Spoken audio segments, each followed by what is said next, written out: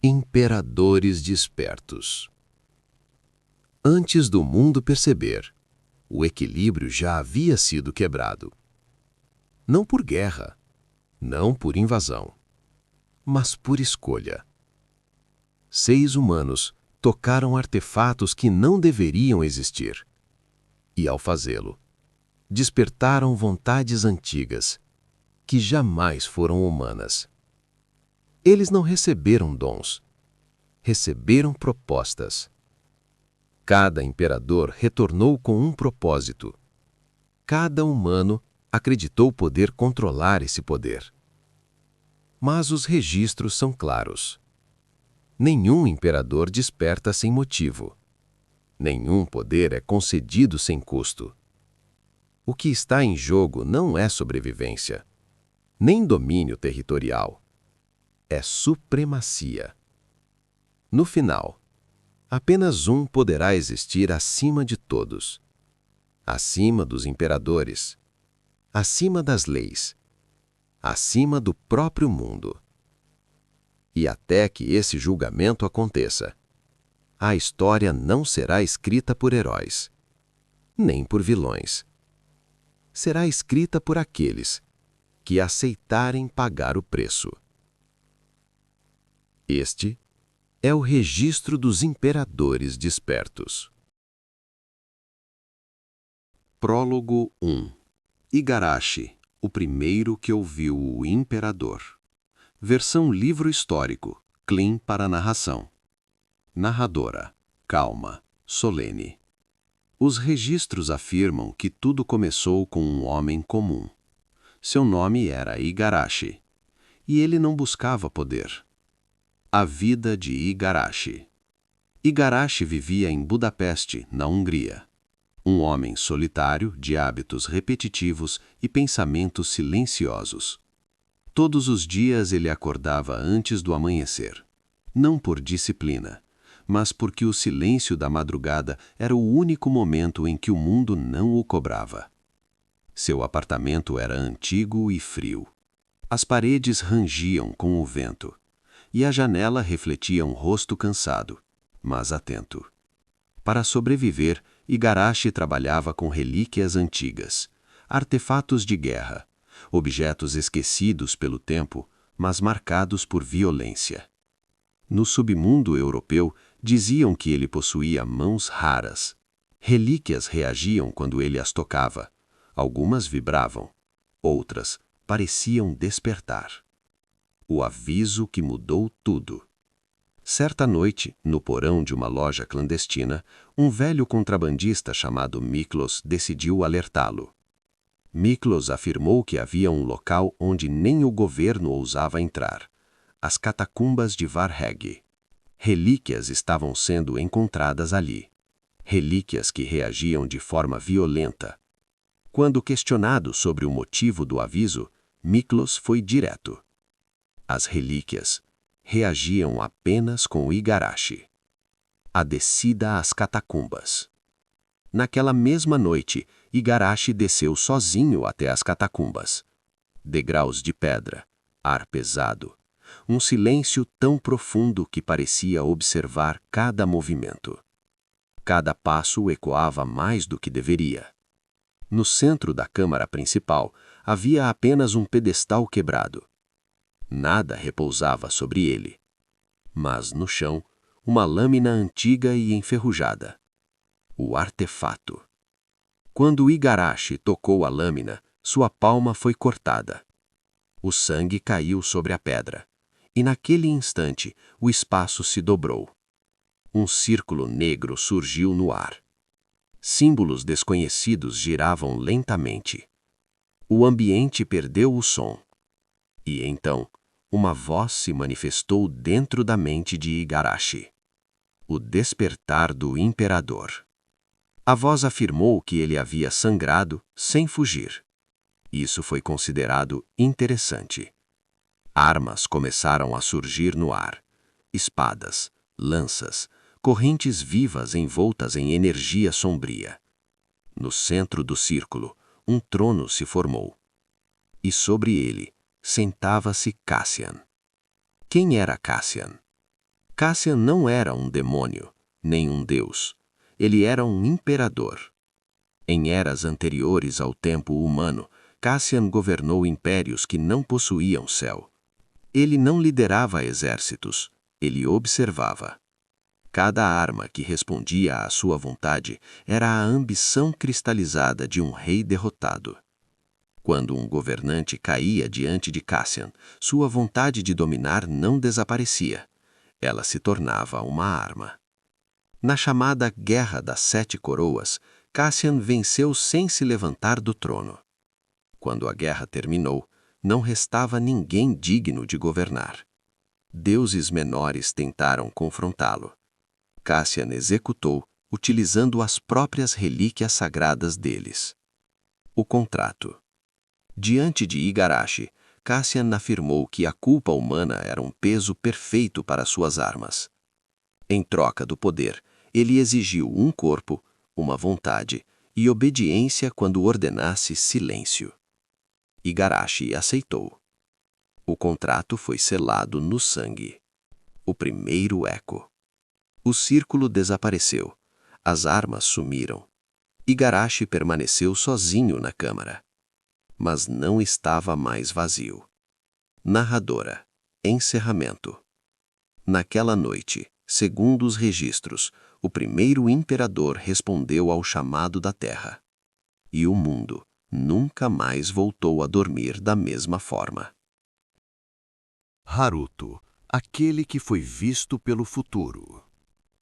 O segundo registro não fala de um homem silencioso. Fala de alguém que tentou fugir do próprio destino.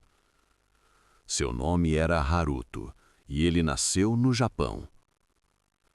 A vida de Haruto. Haruto vivia em Osaka. Era jovem, inteligente e inquieto. Trabalhava em um pequeno escritório de tecnologia. Analisava dados, probabilidades, padrões que ninguém mais percebia.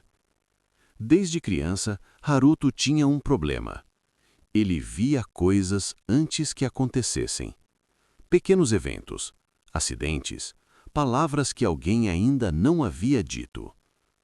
No início, acreditou que era coincidência. Depois, tentou ignorar. Mas o futuro insistia em se mostrar. O medo de saber demais. Haruto evitava criar laços. Toda vez que se aproximava de alguém, via como aquilo terminaria. Amizades, relacionamentos, fracassos inevitáveis. Saber demais o tornava solitário. Certa noite, ao voltar do trabalho, Haruto viu uma cena clara em sua mente. Um trem descarrilando, sirene, gritos. Horas depois, o acidente aconteceu. Naquela noite, Haruto chorou, não por medo, mas por entender algo terrível. O futuro não queria ser evitado, queria ser observado. O Templo Esquecido. Dias depois, seguindo uma intuição que não conseguiu explicar, Haruto viajou até um templo abandonado nas montanhas. O local estava fora dos mapas turísticos, esquecido pelo tempo. Ali, antigos monges haviam selado algo. No centro do templo, sob tábuas quebradas e símbolos apagados, Haruto encontrou um artefato, um olho entalhado em pedra negra. O contato. Quando Haruto tocou o artefato, o mundo parou. O som desapareceu, a luz se distorceu. E então, o futuro se abriu por completo. Haruto viu guerras que ainda não existiam, cidades em ruínas, imperadores caminhando novamente sobre a terra. Ele caiu de joelhos. A voz que vê tudo.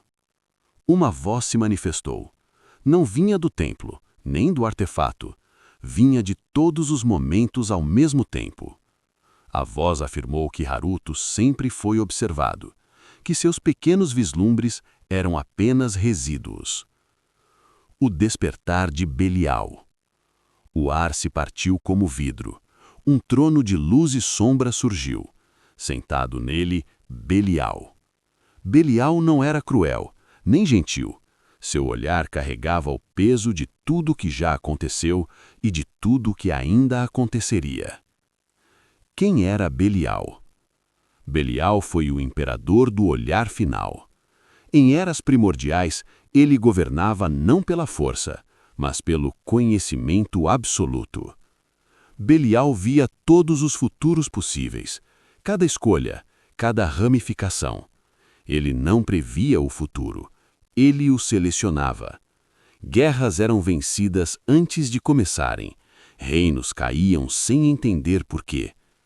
Quando alguém se opunha a Belial, ele já sabia como aquela vida terminaria. O castigo de saber. Mas o dom de Belial tinha um preço. Ele testemunhou a destruição de tudo o que governou, inúmeras vezes, em futuros diferentes. Nenhuma vitória era definitiva. Por isso, quando foi selado, Belial aceitou. Saber demais também é uma prisão. O contrato.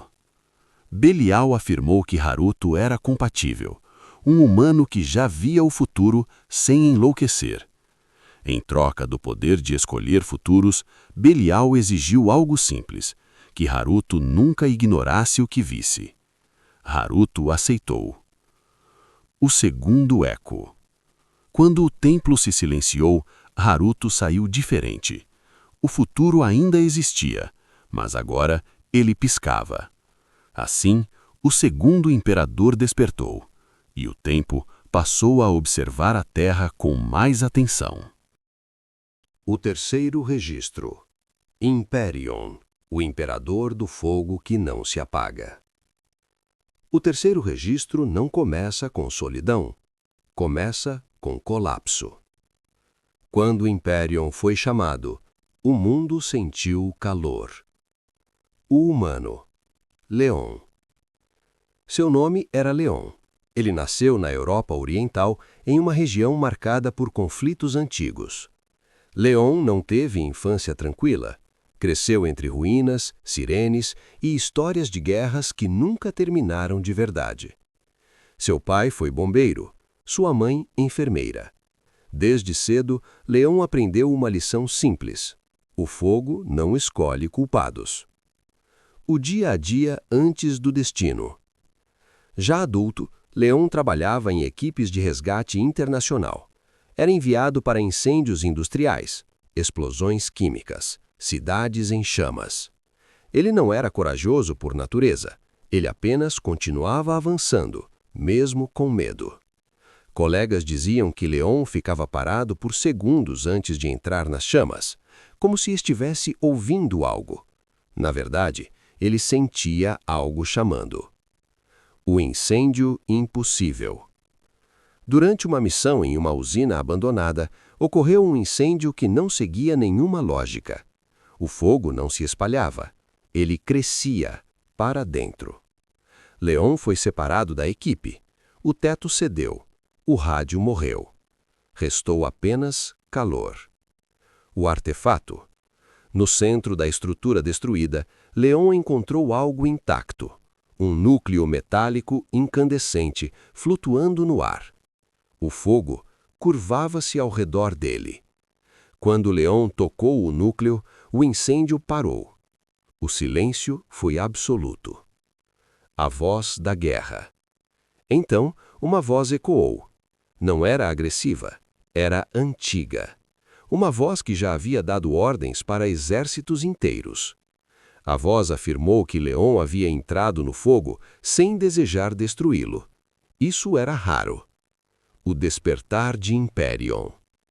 O chão se rompeu. Colunas de chamas ergueram-se até o céu.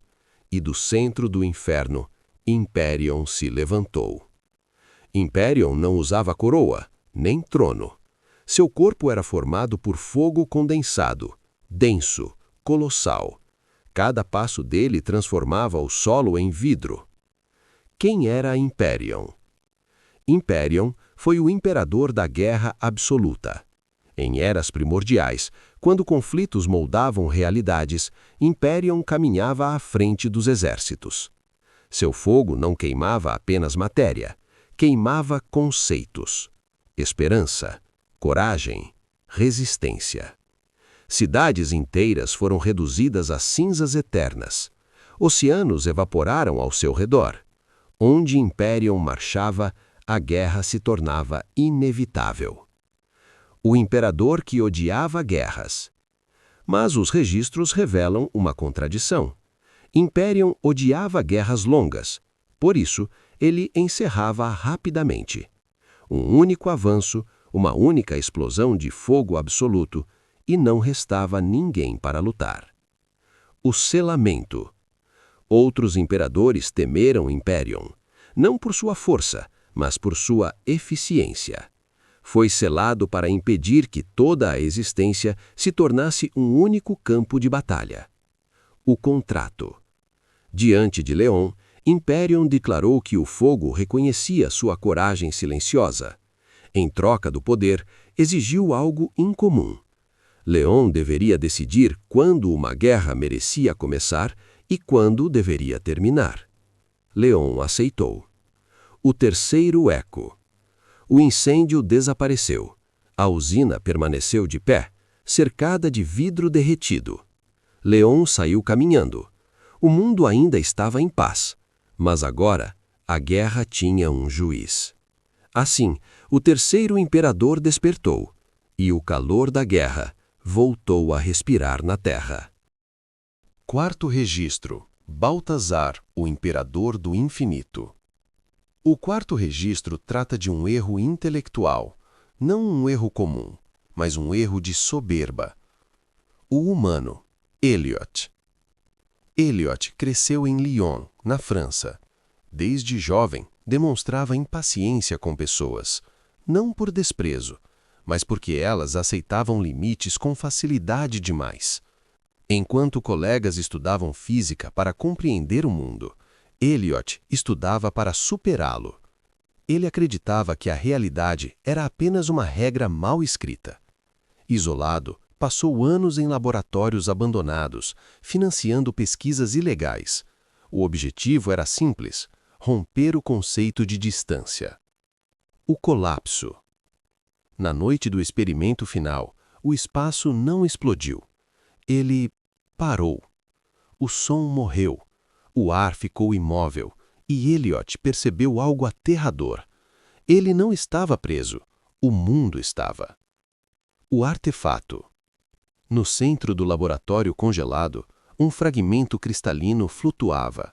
Ele não refletia luz, ele a rejeitava. Quando Eliot tocou o fragmento, o infinito respondeu. Baltazar desperta. Linhas impossíveis surgiram no ar, ângulos que não deveriam existir. E então, Baltazar apareceu.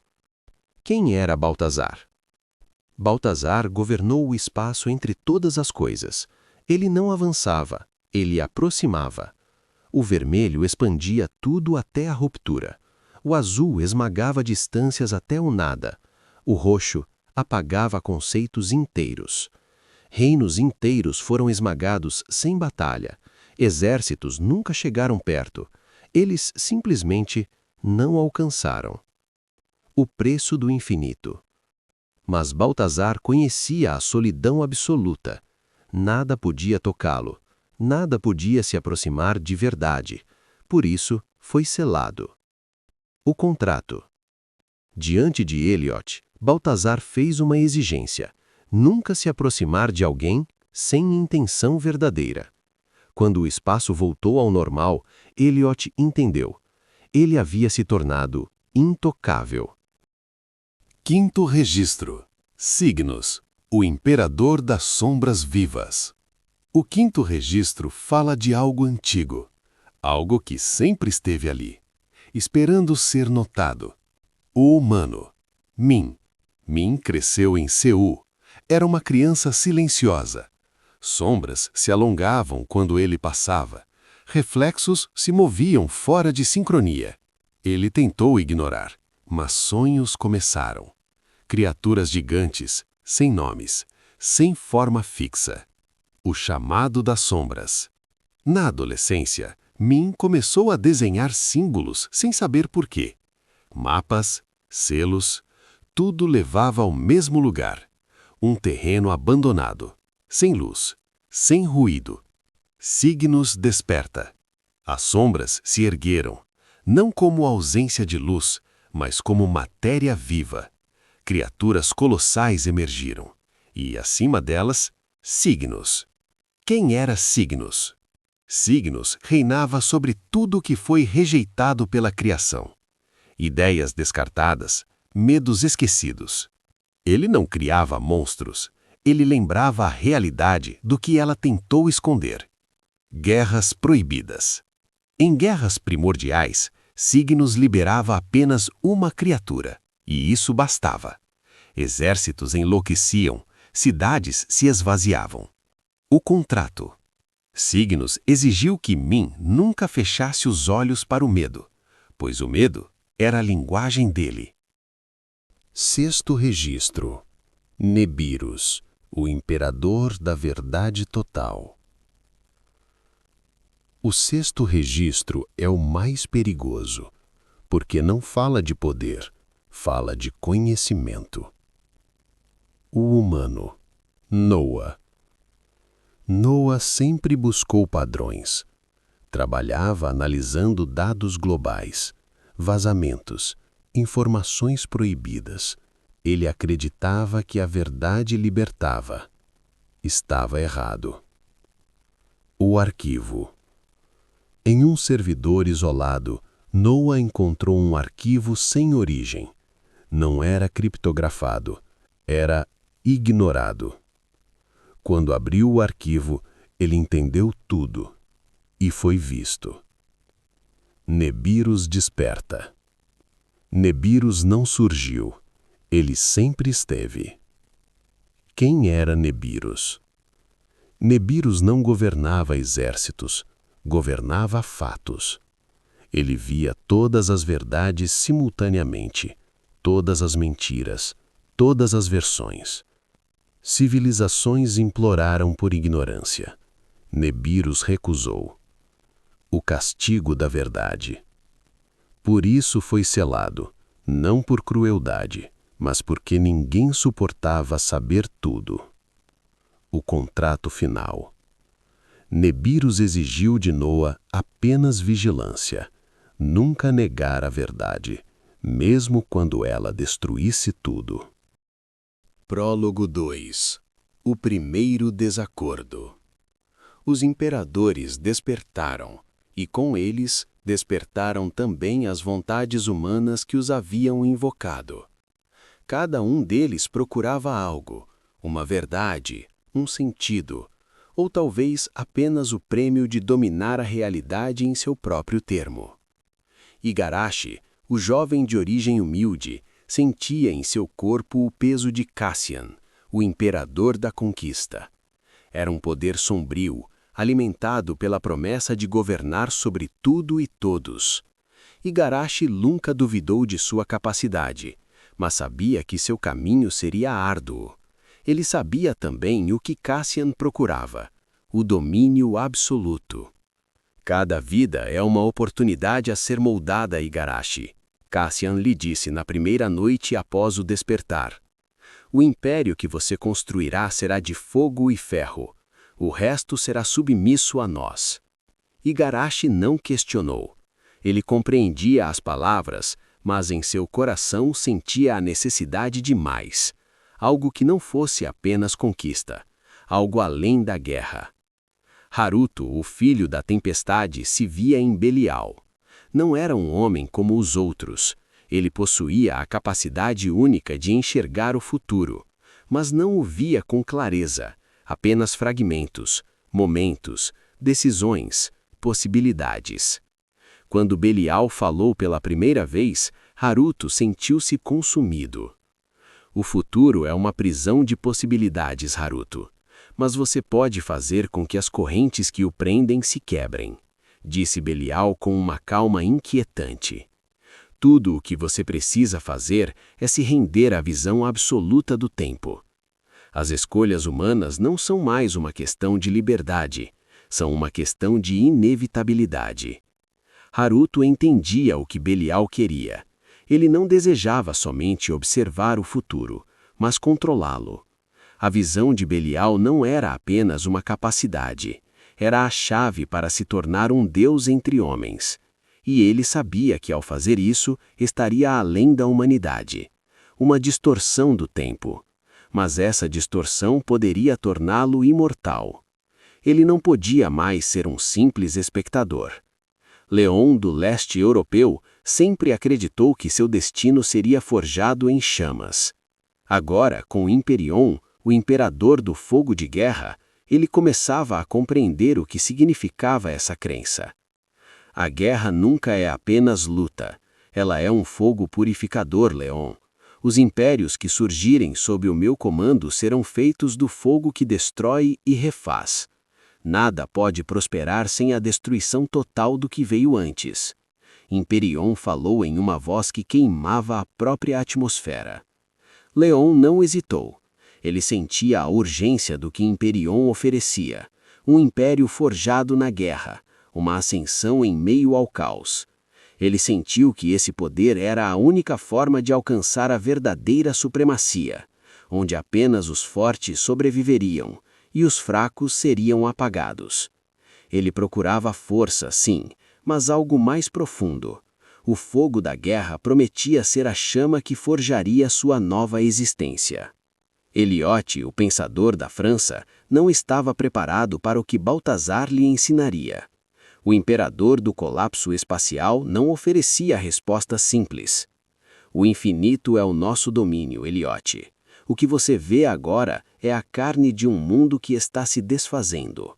A verdade é que nenhum espaço é seguro, nem o tempo. Tudo entra em colapso em si mesmo. Mas com o meu poder, você poderá controlar esse colapso. Eu sou o fim e o começo, a destruição e a criação. Eliot sentiu o vazio da própria existência. Baltazar não lhe oferecia conquista ou força. Ele oferecia algo mais íntimo, a manipulação do próprio espaço e tempo, o controle sobre a verdade, a falibilidade da realidade. Mas esse poder tinha um preço.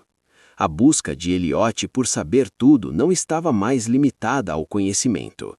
Ele buscava ser o detentor da realidade, uma existência sem limites. Minha jovem estrategista olhou para Signos, que falava com um tom que lembrava ecos distantes de batalhas esquecidas. Eu sou a sombra daquilo que você não compreende, Min. As invocações sombrias não são apenas monstros ou demônios, são as forças primordiais, os caos personificados, disse Signos com uma voz grave. Seu poder vem da escuridão, daquilo que se esconde nas mentes humanas, no medo. Você deve comandar esses seres, ou será consumida por eles. Min não hesitou. Ela sabia que o que Signos oferecia era além de qualquer controle convencional. Ela queria comandar o caos, usá-lo como sua própria força, para transformar o medo em poder. Se ela fosse capaz de dominar as invocações sombrias, então não haveria nada ou ninguém que pudesse deter seu caminho. Por fim, Noa estava com Nebiros. A onisciência era algo que poucos poderiam compreender. Você busca a verdade absoluta, Noa. Eu sou a única que a detém. O poder não está no controle, mas na capacidade de conhecer o que os outros não veem, o que os outros não veem. A verdade, Noa, será sua chave para o poder supremo. A verdade não pode ser negada, não importa o quanto você tente esconder. Noa olhou para Nebiros e ele não queria apenas saber a verdade. Ele queria ser a verdade. Ele queria ser o único capaz de moldar o destino, porque ele compreendia a verdadeira força que vinha de conhecer todas as possibilidades e tudo o que restava de oculto. O mundo estava em silêncio, e nenhum dos humanos sabia o que os outros estavam começando a perceber. Alguns procuravam poder por meio da destruição, outros por meio da manipulação do tempo, outros ainda por meio do conhecimento absoluto. Mas todos buscavam o mesmo prêmio: ser o ser supremo. E quanto os imperadores alimentavam os desejos humanos, havia algo mais, algo que transcendia a razão humana. porque no fundo todos sabiam que o prêmio da supremacia não seria entregue de graça. O primeiro erro já havia sido cometido, a discordância, e isso não seria facilmente apagado. Entre os prólogos, a crescente tensão. No início, nenhum deles procurava confronto. Procuravam confirmação. Cada humano, em silêncio, começou a reunir fragmentos de um mesmo quebra-cabeça. Fenômenos isolados, relatos negados, registros apagados. Noah foi o primeiro a entender a dimensão do problema. Nibiru não precisou explicar. A verdade simplesmente se impôs. Havia outros. Outros humanos. Outros imperadores. Outros candidatos. Noah acessou bancos de dados que oficialmente não existiam. Relatórios militares inconclusivos. Imagens de satélite corrompidas por falhas impossíveis. Testemunhas desacreditadas à força. Eles vão mentir, disse Nibiru, porque não conseguem explicar. Enquanto isso, na Hungria, Igarashi seguia um caminho diferente. Cassian não queria dados, queria rumores. Armas que não deixavam vestígios comuns. Mercenários que sobreviveram a situações impossíveis. Mortes mais rápidas do que qualquer explicação humana. Impérios começam na sombra, disse Cassian, antes do mundo saber o nome do rei. Igarashi começou a entender. Alguém, em algum lugar, já estava usando o poder demais para passar despercebido. No Japão, Haruto não buscava informações no presente. Belial mostrava futuros curtos, linhas que se encerravam abruptamente, caminhos que terminavam em silêncio. Esses futuros não falham por acaso, explicou Belial. Eles colidem. Haruto percebeu algo perturbador. Certos futuros desapareciam quando ele tentava observá-los, como se outra vontade estivesse interferindo. Na Coreia do Sul, Min observava padrões de medo. Invocações menores surgiam e desapareciam em diferentes regiões do mundo. Algumas não retornavam. Signos não demonstrou surpresa. Outros estão testando limites, disse, e alguns falham. Min entendeu o aviso. Não era uma disputa declarada, era uma triagem. Na Europa Oriental, Leon via a guerra mudar de comportamento. Conflitos antigos se intensificavam sem motivo estratégico. Violência surgia onde não havia interesse político. Imperium foi direto. Eles sentem o fogo, mesmo sem saber de onde vem. Leon começou a suspeitar. Se o mundo reagia assim, então os outros humanos já estavam deixando marcas. Na França, Eliot percebeu algo ainda mais inquietante. O espaço não falhava sozinho. Pequenas distorções surgiam em locais distintos, mas obedeciam a padrões semelhantes aos seus. Baltazar confirmou. Eles existem, e a realidade já está aprendendo a se dobrar. Nenhum deles se encontrou. Nenhum deles se apresentou. Mas todos chegaram à mesma conclusão. Não eram únicos. Não eram aliados. E, acima de tudo, não havia espaço para todos no final. Foi nesse ponto que os imperadores revelaram a mesma verdade, cada um à sua maneira. A supremacia não seria compartilhada. O prêmio não era um trono, era a hierarquia final. O humano que alcançasse esse estado não obedeceria mais, nem a imperadores, nem às leis do mundo. Seria o critério. E a partir desse instante, todo outro humano despertado passou a ser visto como obstáculo. Não inimigo ainda, obstáculo. Prólogo 3. A reação do mundo. O mundo demorou a perceber, mas não ignorou. As primeiras reações não vieram dos governos, vieram das pessoas comuns. Vídeos curtos apagados minutos depois. Relatos desacreditados por especialistas. Eventos tratados como falhas técnicas. Até que os padrões se repetiram. Céus alterados, sombras onde não deveria haver luz, explosões sem fonte física, zonas inteiras isoladas por exercícios de segurança. Os governos começaram a reagir em silêncio. Agências foram mobilizadas, protocolos antigos foram reativados, nomes de projetos esquecidos voltaram a circular. Nenhum país tinha a resposta completa. Cada um possuía apenas fragmentos, e isso os tornava perigosos. Tentativas de contenção falharam, tentativas de contato foram interrompidas, tentativas de negar a realidade se tornaram insustentáveis. Pela primeira vez, o mundo encarou uma verdade simples. Havia algo acima da compreensão humana, e isso não estava pedindo permissão. Enquanto isso, os seis humanos observavam. Nenhum interveio, nenhum se revelou, porque agora sabiam. Quando o mundo apontasse o dedo, não apontaria para um só, apontaria para todos. E quando isso acontecesse, a disputa deixaria de ser silenciosa.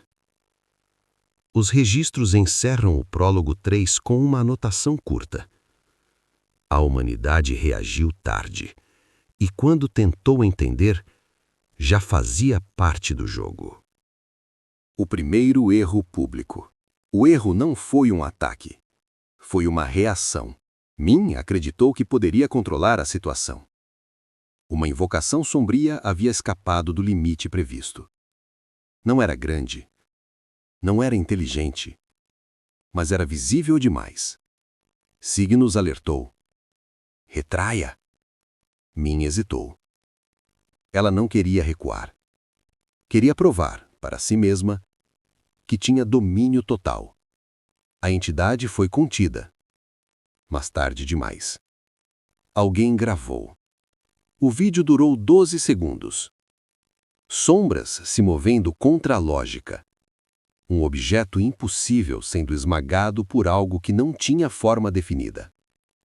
12 segundos foram suficientes. O vídeo não foi apagado a tempo. Foi replicado. Analisado. Desacreditado. E então confirmado por outros ângulos. Pela primeira vez, o mundo não discutia se algo havia acontecido. Discutia o que havia acontecido.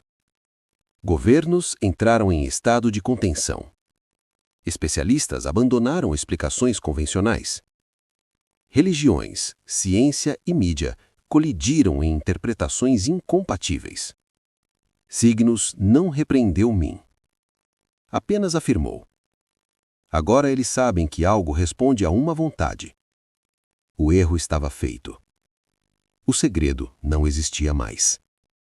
Consequência imediata. Os outros sentiram. Cassian reconheceu a quebra do silêncio como uma falha estratégica.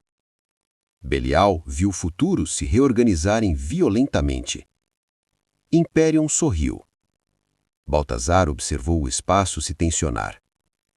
E Nebiros já sabia. O mundo havia entrado oficialmente no tabuleiro. E com isso, os humanos despertados deixaram de ser lendas isoladas. Passaram a ser variáveis conhecidas. O primeiro contato direto. Não foi planejado. Foi inevitável. Haruto estava seguindo um futuro específico. Um ponto onde as linhas se cruzavam com insistência. Belial confirmou. Você não pode evitar este encontro.